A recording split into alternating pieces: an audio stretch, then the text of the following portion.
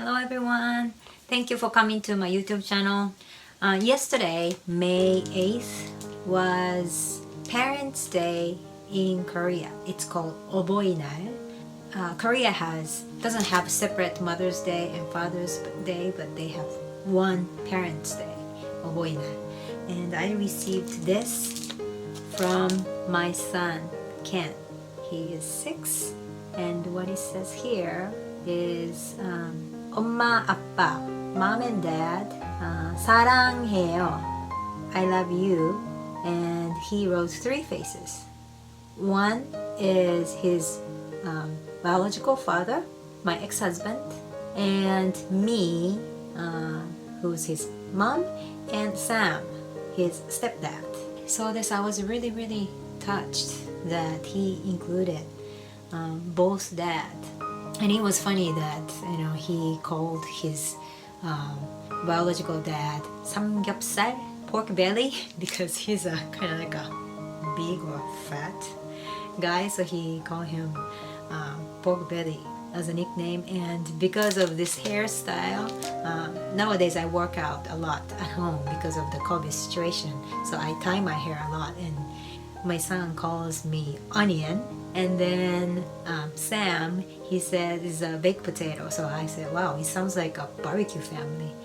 But I really loved his creativity, and also this really nice heartwarming card.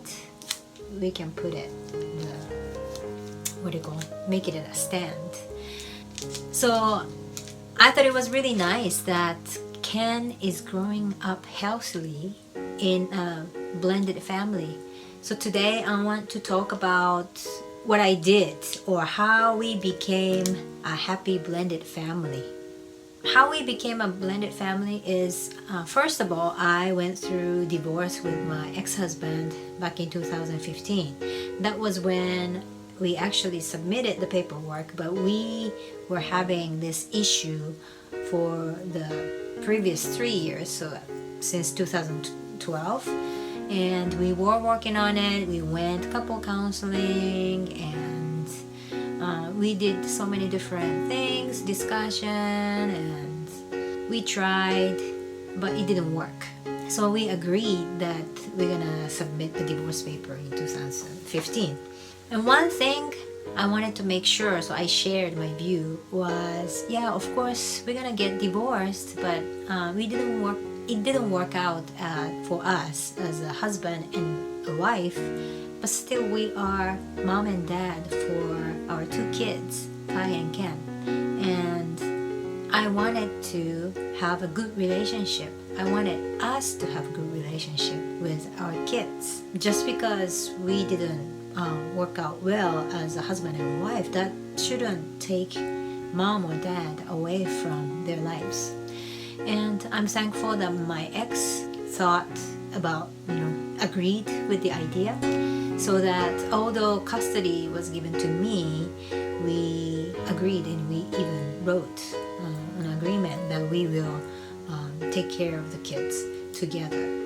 And yeah, of course, agreeing was easy, but emotionally it was still hard because of what happened. The reason for the divorce, I was still angry, or I couldn't let go at the beginning. And on top of that, what happened was 7 months after we submitted our paperwork, Ty's cancer was found, and he had surgery, and he lost the ability to walk and talk. So that's where our true difficulty started, because we were already having difficulty as a divorced couple communicating, because always who's gonna take care of, who's gonna pay what, or that kind of things. Both of us were trying to receive more from the other, because that was a time we both left full-time job, and we were both on our own as a freelancer. We didn't have a full-time stable position, so we were financially very not stable, and also taking care of a child who lost the ability to walk and talk was extremely challenging, both physically and emotionally. Especially at the beginning, we didn't have a car. So we had to push the wheelchair all the way to the hospital, getting on the bus or train for about 1.5 hours. So we had a lot of arguments, disagreements, or emotional explosion, both of us. And since then, I even started using English because sometimes my ex didn't like the way I speak. I speak too strong or too assertive. And I found out that, if I speak in English, then that kind of makes our status equal. Because if I use Japanese or Korean, being a woman and speaking, or being a native speaker or non-native speaker, all these nuances. But if we use English, we're both non-native speakers and less gap between men and women. So that even I came up with that kind of tactics to make sure that we can communicate better without having arguments or fights or emotional explosion. So I'm sure I wasn't the only one. My ex-husband was trying his best too, and we did that because we cared about our kids, and especially Ty. And as we took care of Ty for the past 4 years, I think we learned a lot as ex-couple or as mom and dad of Ty and Ken. I think the most important thing that we learned is the importance of just being there, both of us being there for the kids, for both Ty and Ken. And this wouldn't have been possible without the understanding and support of my current husband, Sam. Sam is also divorced, and he also has a son who is already an adult.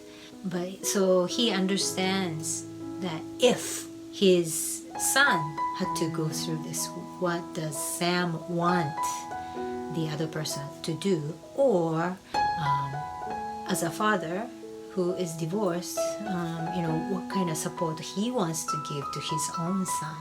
So he was very understanding of the relationship between my kids and my ex. And, not to be jealous or anything, but just see my ex as a father of my sons. And he respected him a lot by letting him talk to them or, care for them. So I'm really thankful because I know it's not easy, and especially in Asian countries like in Japan or Korea, it's really rare to have this blended family dynamics, especially like happy family situation. So especially I felt thankful for both Sam and my ex understanding during the very last week of Ty's life, when he was in coma and he had to stay home. We put Ty in the living room so that he doesn't have to feel lonely, although he was in coma, unconscious. And I'm really thankful Sam let my ex stay at our place. So if anything happens at any moment, my ex can come see Ty.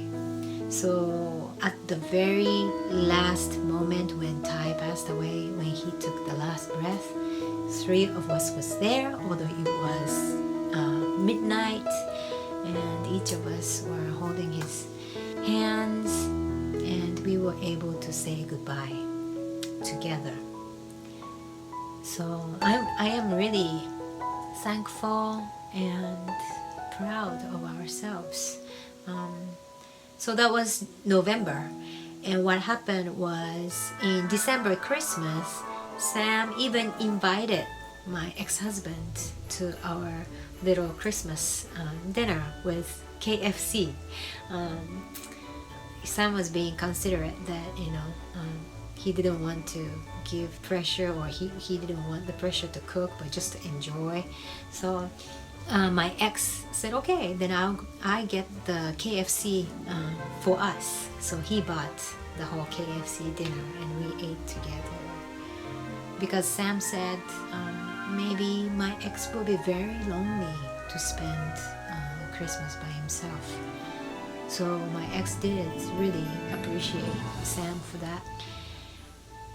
So just like that, right now we have a really nice relationship with each other, and we're very happy.